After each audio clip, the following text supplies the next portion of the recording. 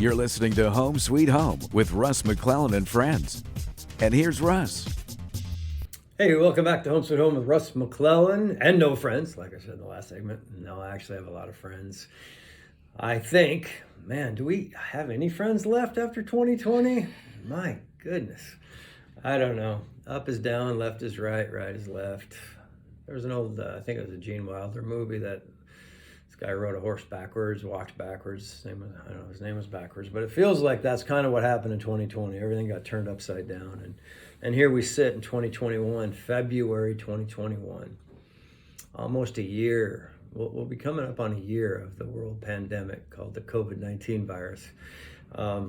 It's crazy. So in the last couple segments, we talked about where we once were as a community, and I'm primarily talking about my family in the Lake Chelan Valley, but it applies for the most part, it applies to everywhere in North Central Washington.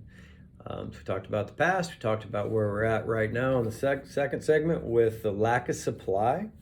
Now let's talk about demand a little bit and then maybe put it all together in this last segment before we get Michael Maher with Prime Lending on in the fourth segment.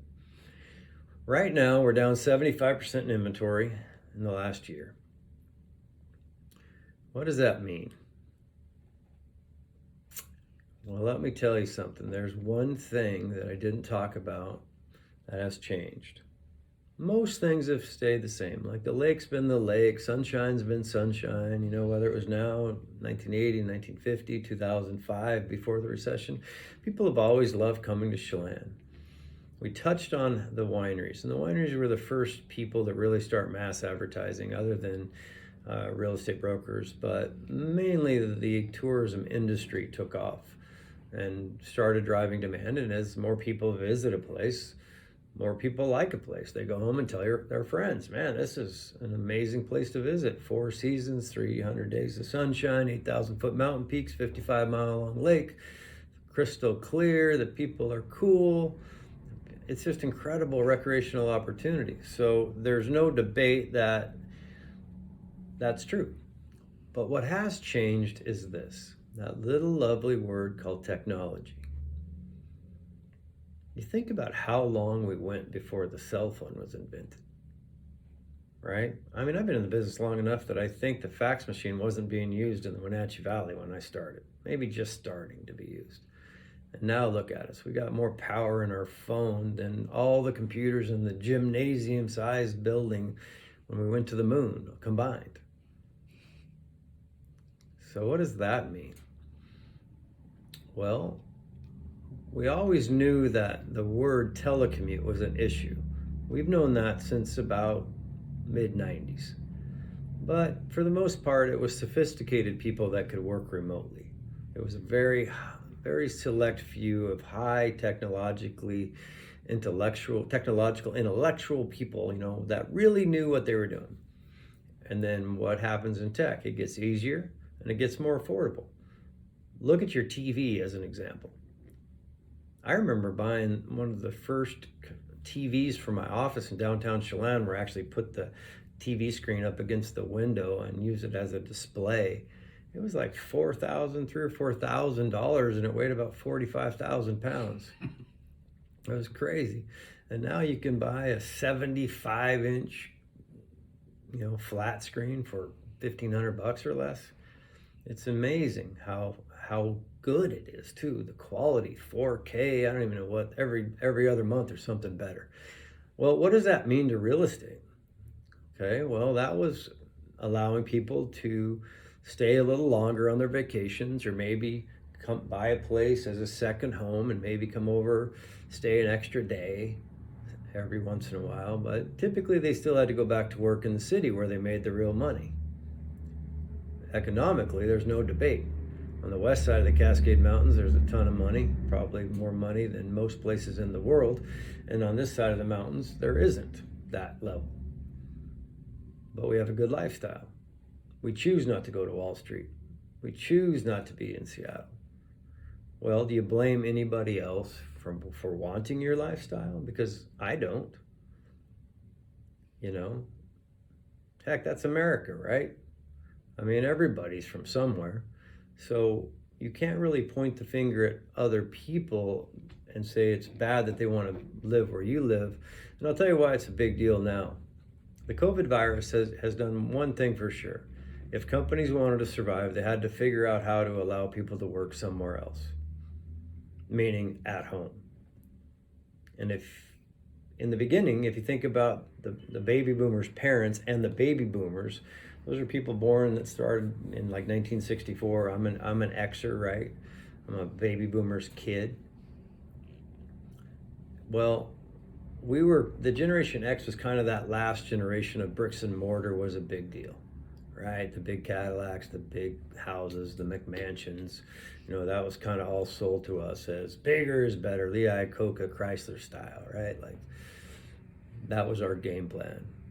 And ever since then, people have been kind of going like, why are you making me drive? For example, if I work in Seattle, why do I have to drive when I could get on Zoom? Now, I don't know if you guys know this, but Zoom was around before the pandemic, right? Now everybody that has a computer practically knows what Zoom is from every age group, or FaceTime is another one, or Skype. These things have been around a while. But for the first time, when the corporations were told, look, you're out of business because you're locked down and you're not essential. What was their alternative? They had no choice but to figure out how to let their people work from home.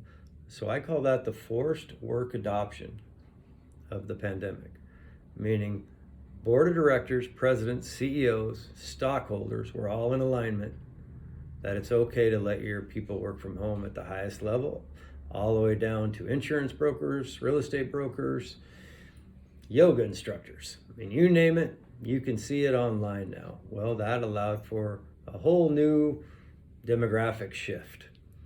So for the first time, can you imagine if you've been slaving away in downtown Seattle and driving from, let's say, Marysville every day on I-5, bumper to bumper?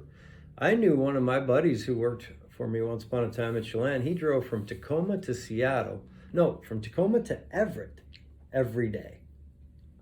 I think he was ready to jump off a bridge after the first year, right? And I'm not joking. I think it was stressful.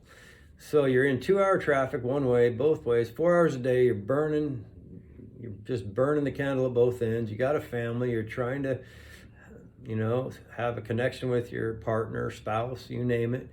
All of a sudden, they say to you, hey man, you can live anywhere you want to live and we'll still pay you the same amount of money we used to pay you.